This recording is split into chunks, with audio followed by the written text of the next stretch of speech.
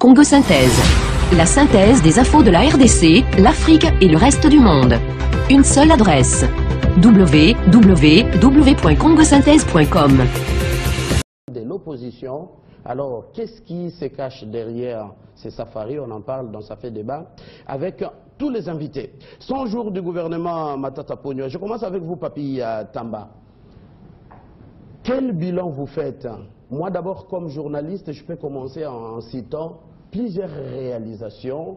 La dernière avec la première récolte à Bukangalozo. On a commencé avec la route des poids lourds, l'avenue des poids lourds, l'inauguration. Bien avant, il y avait les bateaux Kokolo qui, depuis l'indépendance, remise en service. On a été à la Régie des eaux avec cette station de pompage financée par les Japonais. Il y avait la cour militaire ici quelque part, la Cour suprême de justice inaugurée, et tant d'inauguration, dont l'INPP et tant d'autres. Qu'est retenir de 100 jours du gouvernement Matata 2? Merci beaucoup pour l'invitation. Ces différentes réalisations que vous citez sont inscrites dans les schémas et la continuité de l'action publique. Et je pense que le Premier ministre Matata n'a pas commencé à travailler avec ce gouvernement de cohésion nationale, gouvernement Matata 2.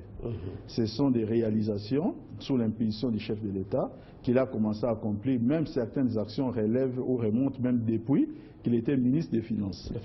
Mais il y a un point particulier qui touche un peu ce gouvernement. C'est le mot gouvernement de réconciliation, gouvernement plutôt de la cohésion nationale. Dans ce gouvernement de la cohésion nationale, nous voyons certains acteurs venir de l'opposition, certains de la société civile qui rejoignent la majorité. Les bilans qu'on peut décrire aujourd'hui au bout de 100 jours, c'est un bilan qui s'inscrit dans la continuité. C'est-à-dire que ce sont des actions qui ont commencé bien avant. Mais qu'est-ce que maintenant ces acteurs de l'opposition apportent dans le sens de la cohésion? Vous remarquerez une chose, c'est que certains parmi qui sont ministres aujourd'hui étaient des grands fondeurs. C'était des gens qui, certains on les avait même rencontrés, même si les débats télévisés, où ils nous ont pratiquement démontré qu'on était là en train de ne rien faire et qu'ils avaient la recette miracle. Ça fait 100 jours qu'ils sont là. Nous aimerions clairement identifier la direction de ce qu'ils apportent au niveau du gouvernement. Ce n'est pas une remise en cause de la cohésion nationale. Non, le bilan est global. Dans un pays comme le nôtre, parler du bilan serait aussi important de parler du bilan sectoriel. C'est-à-dire qu'il est important que nous puissions voir des actions, non, les actions ministère par ministère. C'est aussi important. C'est aussi important que nous puissions le voir. Maintenant, ce n'est pas une remise en cause de la cohésion. C'est une invitation maintenant à plus d'efforts. Moi, je crois que nous avons connu des tristes et des malheureux événements du 19 janvier, où on a senti qu'il y avait une certaine fracture qui existait entre la majorité et l'opposition. Une fracture qui n'avait pas à exister. Et pendant qu'il y a eu cette fracture, il y avait des ministres venus de l'opposition qui étaient au gouvernement. Ça pose une sérieuse question, ça pose un sérieux problème. Ça pose un sérieux problème parce que leur attitude était importante, leur discours était important, et face à eux, ceux-là qui sont considérés comme étant leurs amis de l'opposition, quelle était l'approche qui a été mise en place? Donc c'est pourquoi nous invitons à ces différents ministres de s'inscrire davantage dans cette dynamique de la cohésion nationale, parce que nous ne pouvons pas remettre en cause la cohésion nationale qui est une vision du chef de l'État. Mais nous les invitons à se mettre beaucoup plus au pas, de prendre un peu de plus en plus de bouteilles pour prouver au moins à la face du monde, même parmi ceux-là qui les critiquent aujourd'hui, que ces gens-là ont tort.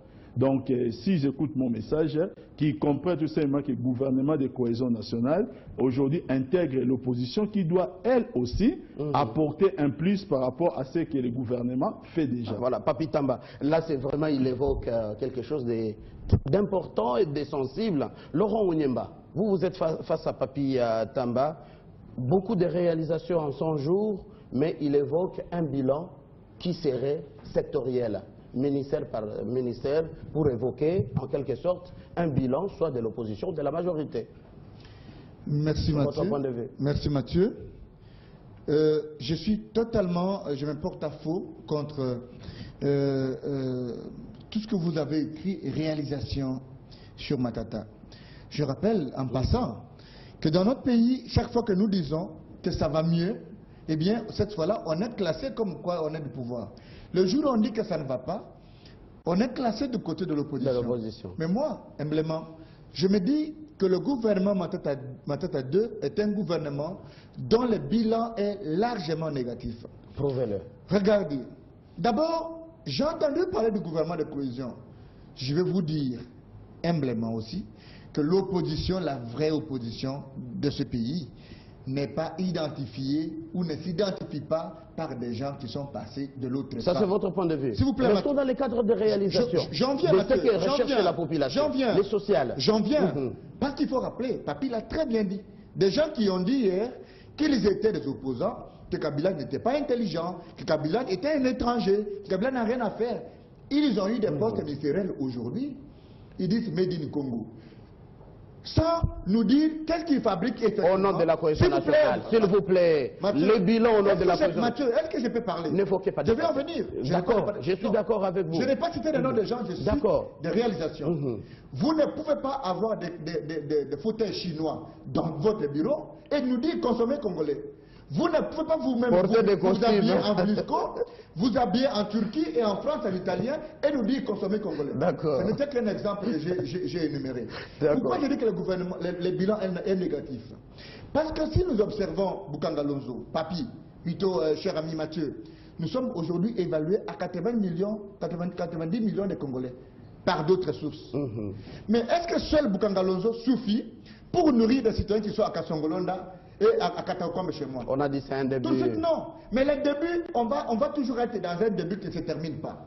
Vous allez voir qu'aujourd'hui, il y a des gens qui sont dans les ministères. Depuis qu'on a fait le gouvernement de cohésion nationale, les cabinets ministériels ne sont pas nommés, ne sont pas payés.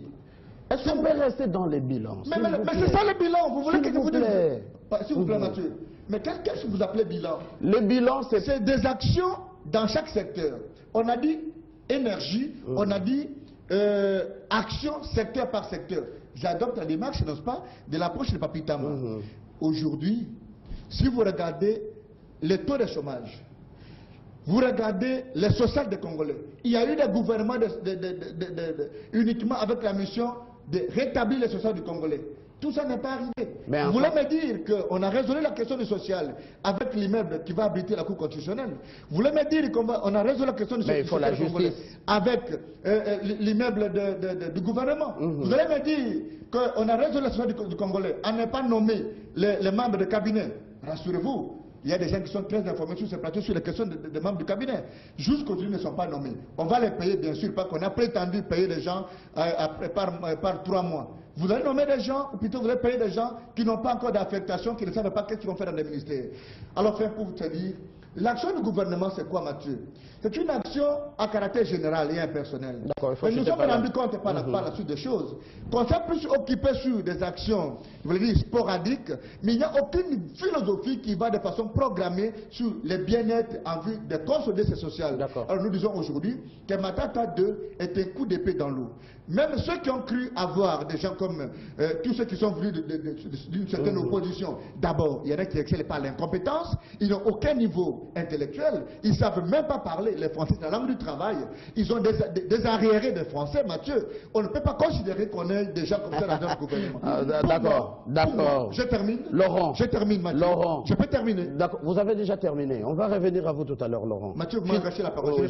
En tout cas, je vous arrache la parole. Okay. Fidèle Moussango, vous êtes aussi très critique et vous êtes apprécié par votre sens d'analyse.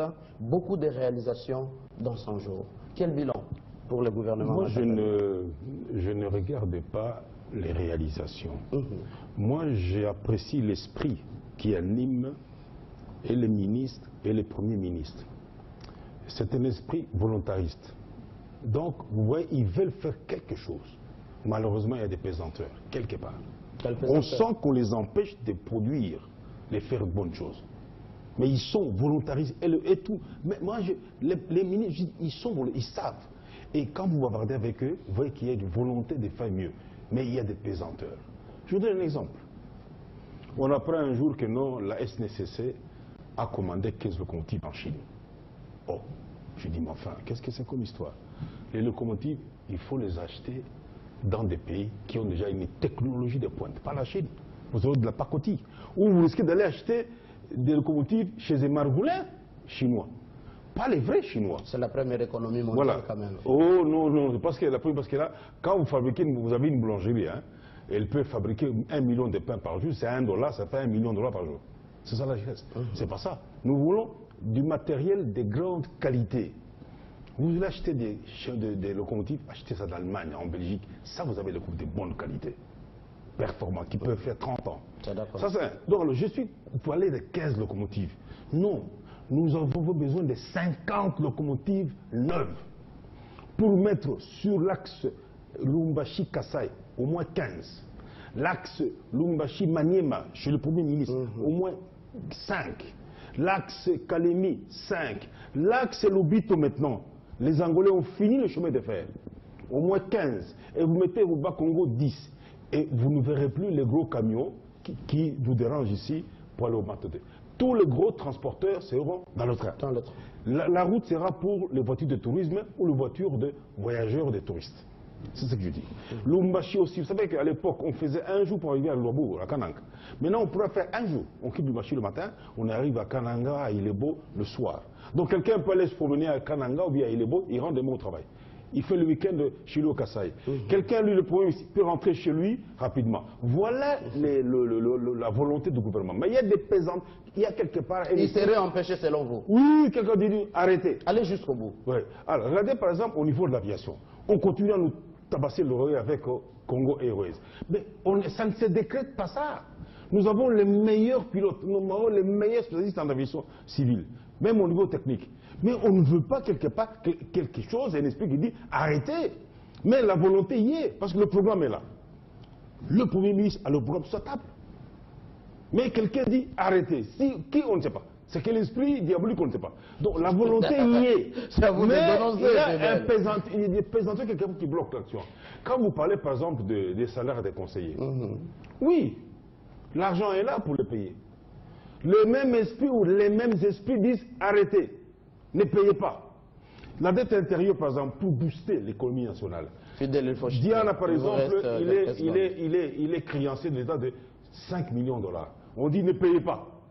Mais comment est-ce que l'État va relancer cette affaire? Mais une petite question par rapport aux réalisations 100 jours. En êtes-vous satisfait? Il y a des réalisations, oui, je suis satisfait. J'apprends que le bateau Kokolo, ça va un peu amortir un peu. Pas les baleinières foutues qui tombent toujours dans le fleuve. Parlez un peu de Bukangalozo. Comment vous évitez ce sujet? Oui, Bukangalozo, c'est un bon exemple. 5000 hectares de maïs. Oui, c'est quand même gros. Je suis d'accord, c'est un acte qui pose. Hein, et j'apprécie. Mais je dis, attention, il ne faut pas dénaturer les Congolais. C'est-à-dire, il ne faut pas faire des paysans des ouvriers. Non, vous tuez l'âme du Congolais. Il faut que Bukangalozo soit là, c'est une industrie agro-pastorale. En même temps, il faut qu'il y ait des agronomes qui vont maintenant aider les paysans du Bandundu à produire, pour qu'ils puissent gagner.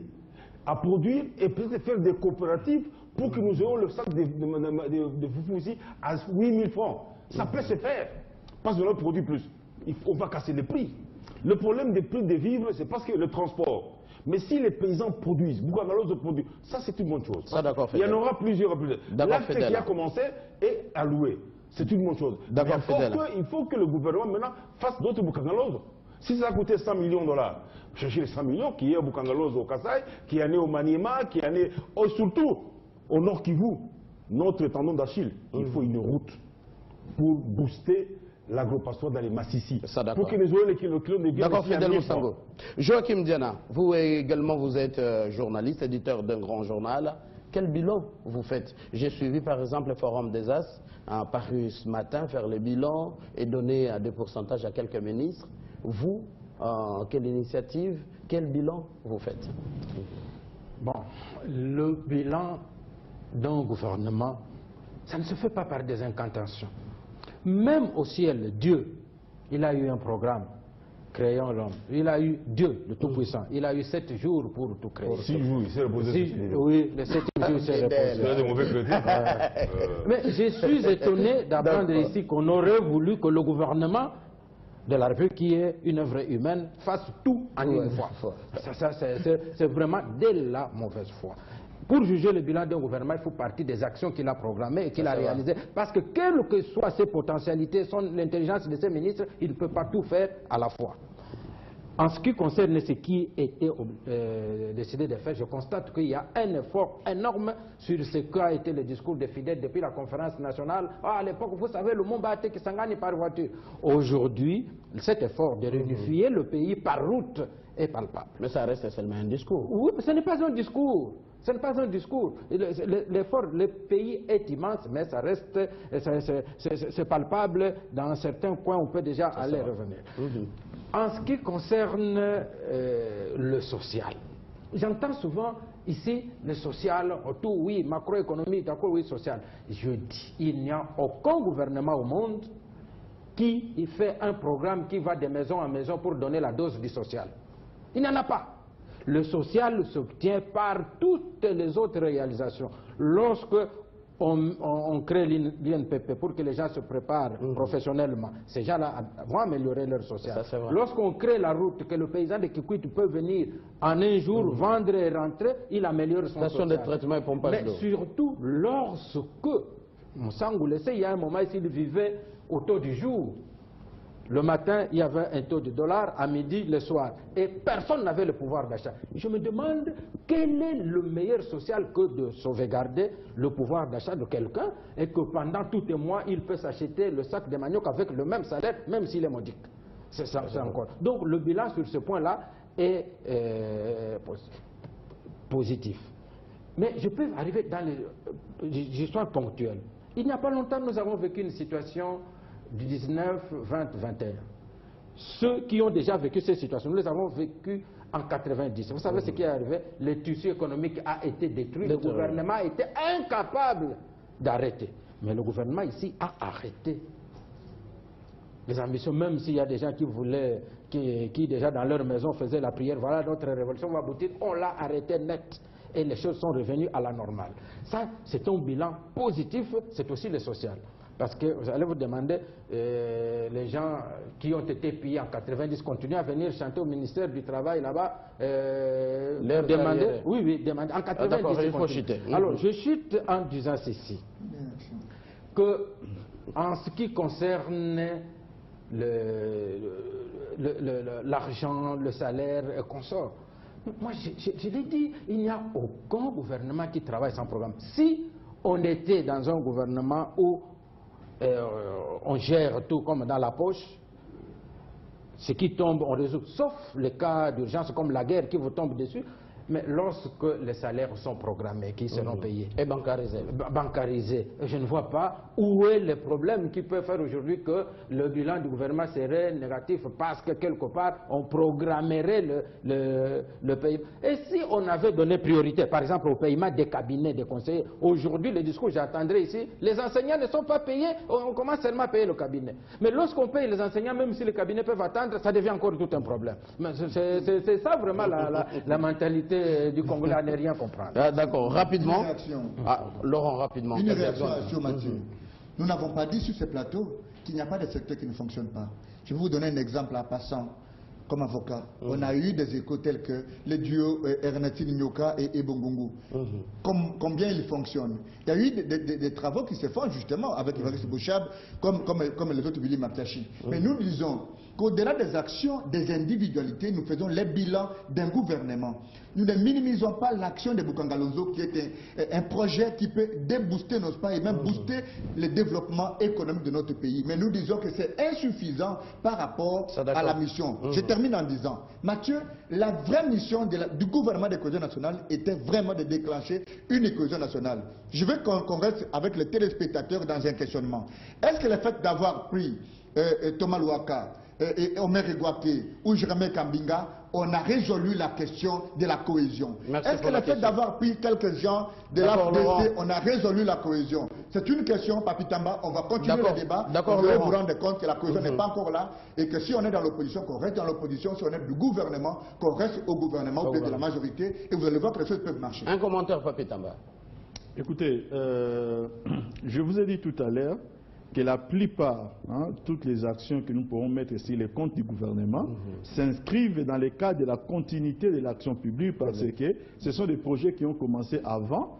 Moi, il y a un élément, je tiens à le répéter, déterminant, Laurent vient de le redire aussi, qui me permet de caractériser par exemple la bonne marche de ce gouvernement de cohésion nationale, c'est atteindre effectivement cette cohésion. Maintenant, je regarde l'attitude et le comportement des différents partis politiques au-delà des individus qui font partie de cette cohésion nationale. Travaillent-ils pour la cohésion ou ils sont seulement venus pour exercer leurs propres ambitions? Et c'est ça toute la problématique et je me demande si réellement nous allons l'atteindre avec ce genre de comportement. Voilà pourquoi j'invite nos amis de l'opposition qui sont au niveau du gouvernement, je les invite en disant que nous ne voulons pas dire que c'est une remise en cause de la cohésion nationale, mais qu'ils essayent un tout petit peu de s'amender, de s'émanciper, pour faire preuve au moins de bonne volonté d'accompagner cette cohésion nationale. Parce qu'aujourd'hui, nous avons comme impression que lorsque nous parlons cohésion, ça devient comme une sorte de main tendue de la majorité. Alors que la cohésion nationale devait être une affaire de tous les Congolais, où nous devons nous rencontrer quelque part. Nous avons connu des malheureux événements dans notre pays. Quelle a été leur attitude? Et c'est ce qui est important pour moi. Moi, au-delà de toutes les actions qu'on peut dire ici, je vous ai dit, le Premier ministre Matata a fait de bonnes choses en tant que ministre des Finances. Il a fait de très bonnes choses en tant que Premier ministre de Matata 1. Il continue à faire de très bonnes choses comme Premier ministre de Matata 2, le tout sous l'impulsion du chef de l'État. Mais maintenant, il y a une particularité, c'est qu'il y a des gens qui nous rejoignent.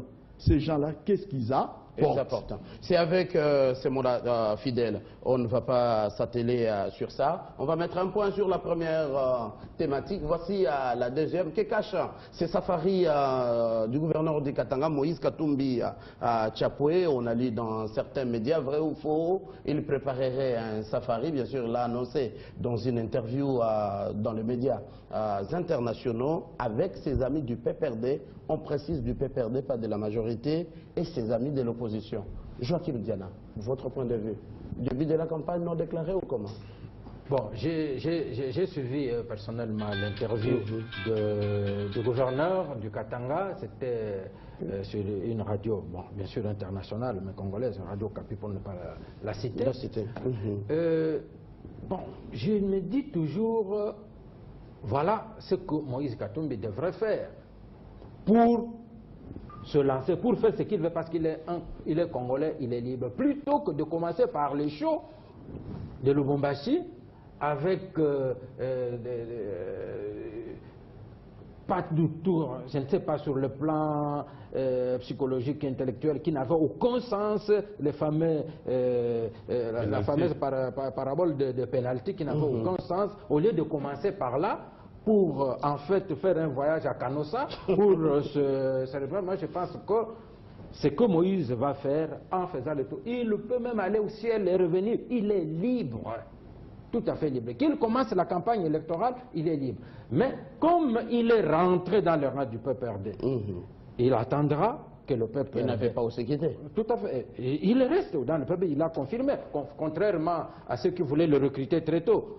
Bon, maintenant, il a confirmé qu'il reste au PPRD. Alors, en restant au PPRD, qui est un parti discipliné, il devra attendre le congrès de ce parti politique pour être candidat ou pas. Donc, avant que le PPRD le désigne comme son candidat à la présidence de la République, je ne lui prêterai pas les intentions dans son safari qu'il ferait, que ça serait une campagne électorale. Il est tout à fait libre de faire ce qu'il fait. Mais comme candidat, nous le jugerons lorsque le PPRD l'aura présenté comme son candidat à la présidence. Depuis que vous êtes en train de parler, je vois Laurent Onyemba en train d'écrire. On aimerait savoir, safari du gouverneur Katumbi avec ses amis, soit du PPRD ou de l'opposition, qu'est-ce qui serait derrière tout ça? Mathieu, j'estime humblement, quand Fidel Moussambou a tenté de nous lire la fois dernière, l'extrait, n'est-ce pas, du livre de notre regretté Katumba Moké, je me suis donné le devoir intellectuel de me ressourcer, de rester dans ma chambre et de lire minutieusement ces livres, et j'ai compris beaucoup de choses. Depuis que j'ai fini à lire ces livres, il y a 7 jours, je m'étais dit que Moïse Katumbi peut ou pouvait tenir le destin de ce pays. Katumba Maké ne parlait pas beaucoup. Que son âme repose en paix. Ce n'est pas quelqu'un qui dit des choses avec apéprisme. Mais quand vous lisez ce livre, il a donné à peu près le profil. J'ai tenté de faire une certaine mathématique de 110 personnes. Mais j'ai compris dans ce livre que Moïse pouvait être une révélation en 2016. Selon lui. Quand il fait le safari aujourd'hui, j'estime humblement que Moïse, comprenant que le Katanga est devenu petit pour lui par rapport à la mission qu'il a pour le Congo, eh bien Moïse dit qu'il doit visualiser, miroiter la misère du peuple congolais. Je vous rappelle. Pourquoi vous dites la misère? Lui, il n'a pas parlé de misère. Il a dit les infrastructures et la beauté du Congo. Ça n'engage que moi. Le chef de l'État au Katanga, quand il a réuni, n'est-ce pas, les notables du Katanga, qu'est-ce qu'il a dit? Il dit notre ennemi commun, c'est la misère du peuple congolais. Donc ce n'est pas un mot qui appartient au Niéba. Je suis trop petit, je n'ai même pas fait le tour du Congo pour connaître la misère du Congolais. Et donc pour moi, Moïse Katumbi est dans l'aide du cyclone. Moïse Katumbi est à l'écoute justement de la voix du peuple. Mais les gens retiennent beaucoup l'histoire de pénalty. Mais sur ce plateau, les gens nous ont dit que Moïse n'était pas malade, il faisait ceci. Mais je ne sais pas, c'est écrit où qu'une métaphore en parlant est un péché. C'est écrit où? Ce n'est même pas une infraction. Que quelqu'un dise que M. Moussamou avait des lunettes comme Hitler ou que Papi Tamba avait une veste comme, je ne sais pas moi, Dominique de Villepin, comme il aime bien le citer, c'est écrit où comme infraction? Non. Je veux vous rappeler en fait que Moïse Katumbi est un Congolais qui jouit de tous les droits politiques et civils et politiques. Et donc, il a tout le droit de circuler où il veut. Mais aujourd'hui, au lieu de continuer à spéculer sur les safaris de Katumbi, nous devrions avoir des explications claires de ceux qui ont pensé que Katumbi avait fui et qu'il n'a pas de pénalty. Non, non. Humblement, Katumbi a tous les droits. Je vous ai dit que je suis candidat président de la République. J'attends de trouver des moyens. Je suis candidat. Vous aussi? Je dis je suis candidat. Parce que je me suis rendu compte que nous sommes dans un pays où il y a la médiocrité et que moi j'ai tous les atouts pour être candidat. Je profite de votre micro pour annoncer que je suis candidat président de la République. Mais que cela n'est pas tombé du ciel. Non, non. Les moyens, ailleurs on fait les cautionnements. Ailleurs on donne les signatures.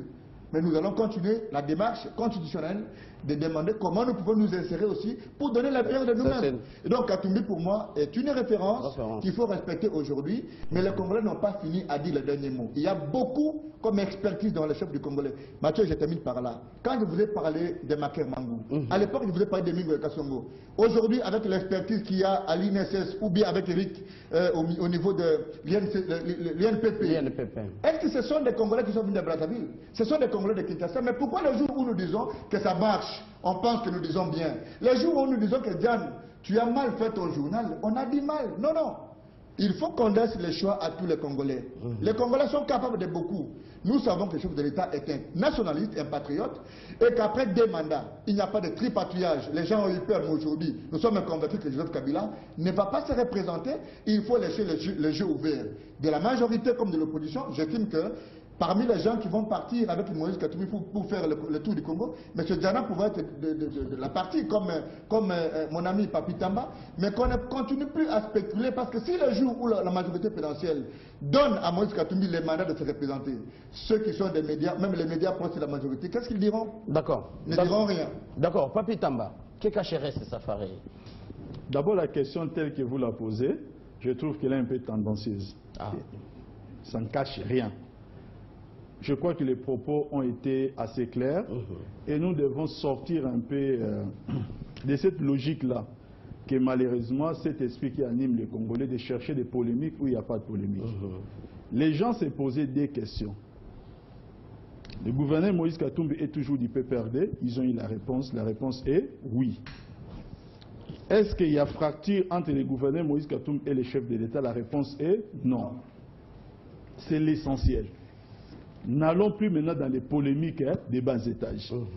Maintenant, aujourd'hui, je préfère encore cet homme politique qui dit que je vais explorer mon pays que ceux-là qui vont assister à des déjeuners de prières partout à l'extérieur du pays.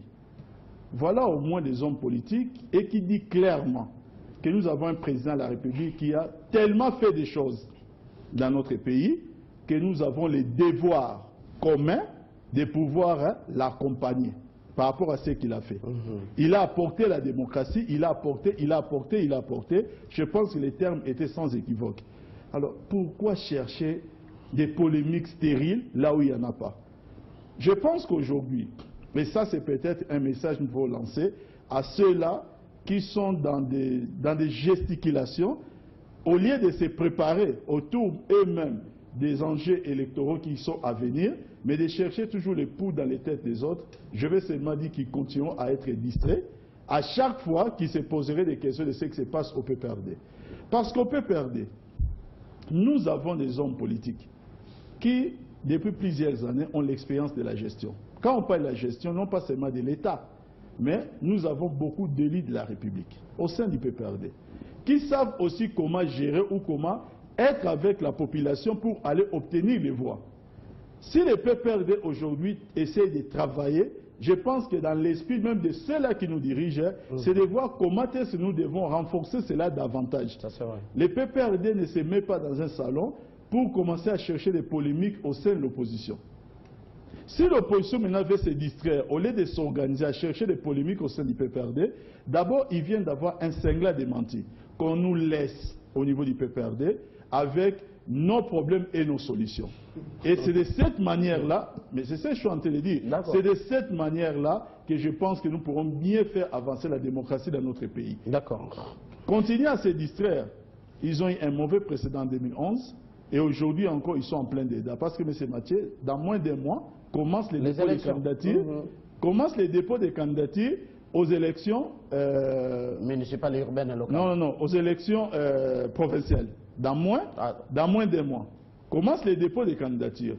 Au moment où nous parlons, certains leaders de l'opposition sont encore, je ne sais pas si il faut commettre des dîners de prière, parce que je pensais que ça pouvait être un dîner rentré pour essayer de renforcer les partis ici, mais ils sont toujours là-bas en train de développer des points de presse devant des gens qui, aux premières échéances, ne voteront même pas. Deuxièmement, je dis bien deuxièmement, il y a déjà certains candidats déclarés candidats président de la République au sein de l'opposition. Ils ont sauté les provinciales, plutôt les municipales, ils ont sauté les provinciales, sénatoriales, ils ont tout sauté. Parce que dans leur esprit, ils ne regardent qu'une seule fonction dans ce pays. Ils ont tout sauté. On ne connaît même pas qui seraient les candidats dans les autres échéances, mais ils ont déjà des candidats présidents de la République. En tout cas, ceux-là qui cherchaient des polémiques, ou vous cherchez qu'au PPRD ça puisse briller, ce n'est pas aujourd'hui parce qu'ils ont un cinglant démenti à travers cette intervention du gouverneur Moïse Katumbi qu'ils vont chercher encore d'autres polémiques à côté parce que la porte là sera toujours fermée. Ça d'accord, merci beaucoup Papi Tamba. Alors Fidèle Moussangou, Kekachere, pour vous c'est Safari de Moïse Katumbi. Vous savez, il y a un principe qui est presque divin, qui dit que ne faites pas à autrui ce que vous ne voulez pas qu'on fasse. Katumbi a suscité beaucoup de jaloux. Et il cherchait une occasion pour lui faire la peau. C'est le fameux discours de retour, les pénaltys dont a fait allusion ici le petit Sidiana. Les pénaltys. Ça, il a... Non. C'est faire un procès d'intention pour rien. Il est rentré d'un séjour médical. Qu'est-ce qu'on n'a pas dit? Qu'est-ce qu'on n'a pas fait pour nuire à Katumbi? Gratuitement, parce qu'on lui en veut, on est jaloux de ce qu'il a fait, de ce qu'il est. C'est ça le monde. Maintenant, aujourd'hui, il fait un second discours et les détracteurs se cachent comme des autruches. Il le critiquait. Il dit non, moi je suis du PPRD, la majorité présidentielle, et il dit il faut aider le président à terminer calmement son mandat. Et il parle en légaliste, en quelqu'un qui respecte la Constitution. Voilà un homme politique. Maintenant, entre-temps, il dit je vais faire le tour du Congo. Mais écoute, c'est son droit. Personne ne l'empêche. Mais les gens ont dit ah non, il prépare la campagne. Non, il dit je fais un safari dans mon pays. Certains vont aux États-Unis au déjeuner de prière. Pourquoi vous l'empêchez d'aller à Haru, lui? Pourquoi empêcher? Ah non, s'il va faire la campagne. Mais le gouverneur du Katanga. Mais il peut partir, il n'est pas interdit de voyager. Il suffit d'annoncer au ministre de l'Intérieur, je fais un tour. On ne va pas l'empêcher. Il a fait une fois le tour au Kassai. Il y avait un petit à la Moujoué, à Takana. Pourquoi est-ce qu'il doit venir ici, il ne peut pas aller à Haru? Et les autres peuvent aller au déjeuner de prière aux États-Unis. Ça n'a pas de sens, ça. Opposition au pouvoir. Ça n'a pas de sens. Alors, un. Deux, vous savez pourquoi les gens sont jaloux? Vous savez, j'ai examiné l'acte, j'ai beaucoup voyagé, je connais le Congo par cœur. Je me suis rendu compte qu'il y a deux messieurs qui attirent mon admiration. Ce sont des grands managers. Il y a Louis Katumbi Moïse, il y a Jacques Mbadou. ils gèrent leur province comme des managers. Vraiment, ça, je crois que c'est le prototype de l'homme politique qu'il nous faut. Regardez au Bakoko. Il va dans les banques. Il dit, monsieur le banquier, j'ai mes ministres. Je vais leur donner des véhicules à crédit. Je canalise leur salaire chez vous. Vous achetez des véhicules, vous leur donnez ça. Chaque fin de mois, vous prenez. Les banques ont admiré. Qui y a songé? Et tous les ministres et les chefs ont reçu chacun un véhicule neuf qu'ils vont payer. Et il leur dit, même si le gouverneur partait aujourd'hui, ces 6 mois de sortie peuvent rembourser votre crédit. Et les banques ont applaudi, ça fait du travail. Mais les ministres ont obtenu des véhicules pour circuler à travers le Bakongo. Voilà un manager. Il travaille avec la banque. Donc c'est à ciel ouvert. On peut contrôler. Avec beaucoup de réalisations. Deuxième élément, regardez à Matadi, là-bas. Vous savez qu'à l'époque, le matin, on voit une longue file de gens pour aller chercher l'eau au fleuve. Les gens buvaient l'eau. Il y avait beaucoup de maladies. C'est fini déjà. C'est fini, terminé. Il a fait une usine de traitement d'eau à la rivière Mpozo. Et maintenant, à Villa, les chasses d'eau fonctionnent. Le courant, il a fait des choses ouvertement, avec peu de moyens. Katou, même chose. Je vous ai dit que nous, les Katangais, nous qui vivons Katangais, nous n'oublions jamais. Nous sommes tous Katangais. Oui, même Diana avec nous. Nous n'oublions jamais que pendant des années, nous allions toujours manger la farine de maïs venant du Zimbabwe et de la Zambie. Et le type, il a pris une solution des managers. Il a appelé les minières. Monsieur, je vous donne à chacun 1000 hectares. Faites-moi la nourriture préparée sur le Boukari là. C'est pour vous dire que cet homme-là, il a, par ses réalisations, et comme l'a rappelé Laurent, un homme qui ne parlait pas beaucoup a écrit un livre. Il a visé un homme. Il a dit, cet homme est une valeur sur laquelle il faut compter. C'est Katouma Manké. Il est mort. Et quand il a écrit, personne ne lui disait ça. Il a seulement écrit dans cet homme. Quand l'heure sonnera. Il faut compter avec cet homme. Et regardez maintenant, la jalousie est encore multipliée par 10. Mais papa, il ne s'est même pas encore prononcé qu'il est candidat. C'est comme Mouzit aussi, il a reçu des tomates pourries pour une affaire qui n'a pas de sens. On est allé créer parce que il est pressenti de devenir candidat, il faut le salir. Voilà. Donc dès qu'on présente quelqu'un meilleur, j'ai toujours rappelé qu'Adolphe a été un excellent, il a payé la dette extérieure. Vous oubliez ça? Il a payé la dette extérieure. Et ça, l'histoire lui vaudra tout jusqu'à l'éternité. Et ensuite, monsieur, il ne faut pas oublier une chose. On parle des réalisations de Gouvernement Matata, mais ça a commencé avec Adolphe. Une gestion ouverte, propre, on lui envoie déjà. Donc, dès qu'on a nos Diane et Kana, Laurent, vous allez voir. Pourquoi vous voulez comment D'accord, Fidèle. D'accord, Fidèle. C'est vous vous dites ceci. D'accord, Fidèle. Je salue l'action qui a été faite. Cet homme, il a fait montre d'un bon gestionnaire manager et il peut se prononcer au Congo. Il était honnête. Et il a démenti tous ses détracteurs. Il a dit, je suis du peuple. D'accord, Fidèle Moussango. Donc, il peut se prononcer. Les mauvaises intentions se cachent que je me doute. C'est comme Diane. D'accord, Fidèle. Alors on clôture, c'est en 30 secondes chacun. Je vous rappelle, parce que Diane l'a dit en sourdine, il m'a dit que comme candidat président de la République, j'ai une page sous son journal, et donc les téléspectateurs en tiendront compte. Moi, je voulais juste une petite nuance par rapport au déjeuner de prière.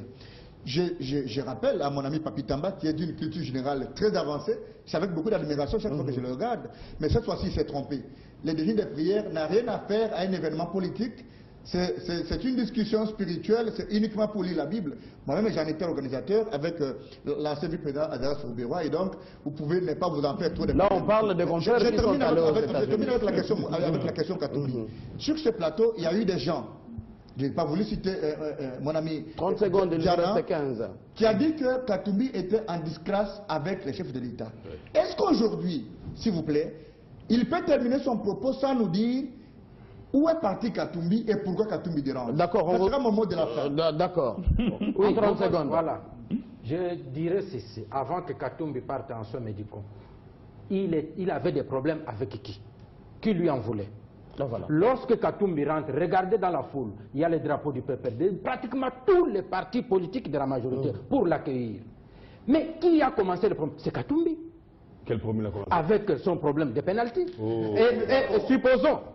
Une simple métaphore. D'accord, sur ce plateau, moi j'avais expliqué, peut-être que pour lui, le pénalty, le premier pénalty, ça veut dire première tentative de sabotage de son avion. Deuxième tentative d'empoisonnement et troisième inacceptable. Les gens ont dit non, c'est le mandat de Kabila. C'est vous qui avez expliqué que le pénalty, ça veut dire le mandat de Kabila. Qui alors a commencé par provoquer. On peut revenir sur les archives. Merci, c'est merci Joachim qui a Joachim. commencé par provoquer les gens de la majorité en disant merci. que le mandat était illégitime, ainsi de suite. Aujourd'hui, qu'il reconnaît. On va revenir sur les archives. Papi Tamba, un mot en 30 secondes. En clôture. Diana, en clôture. Je voulais juste dire à mon ami Laurent que ce sont les invités à ce dîner qui en ont fait une affaire politique. Ce n'est pas l'âme de Papi Tamba sur les plateaux, parce que ces dîners de prière, nous savons tous de quoi il s'agit.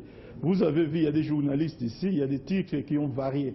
Invités par le président Obama, après un certain mois invités par le département d'État, ainsi de suite. Mais à la fin, nous savons tous c'était un dîner de prière, après une rencontre maintenant avec quelques personnalités et quelques lobbyistes pour nous pourrir les oreilles. Donc ce n'est pas l'âme de Papi Tamba, c'est le plateau qui les dit. D'accord. Alors, écoutez, en 15 secondes, on termine avec vous, fidèles. Je vous disais que la jalousie amène à la haine. Les 3 pénaltys, l'homme a parlé par ce qu'on appelle la métaphore. C'est une figure de style. Mais les autres ont commencé à interpréter, à lui prêter des mauvaises intentions. D'accord, Fidèle Moussango, on va terminer par là. Ridicule, maintenant il se cache comme des autruches. Là, voilà. Fidèle Moussango, Joachim Diana, Laurent Onyemba et Papi Tamba, merci d'avoir animé Ça fait débat. Merci à tous les amis qui sont à la réalisation et tous les amis qui ont préparé Ça fait débat. Très bonne continuation sur votre chaîne. Merci.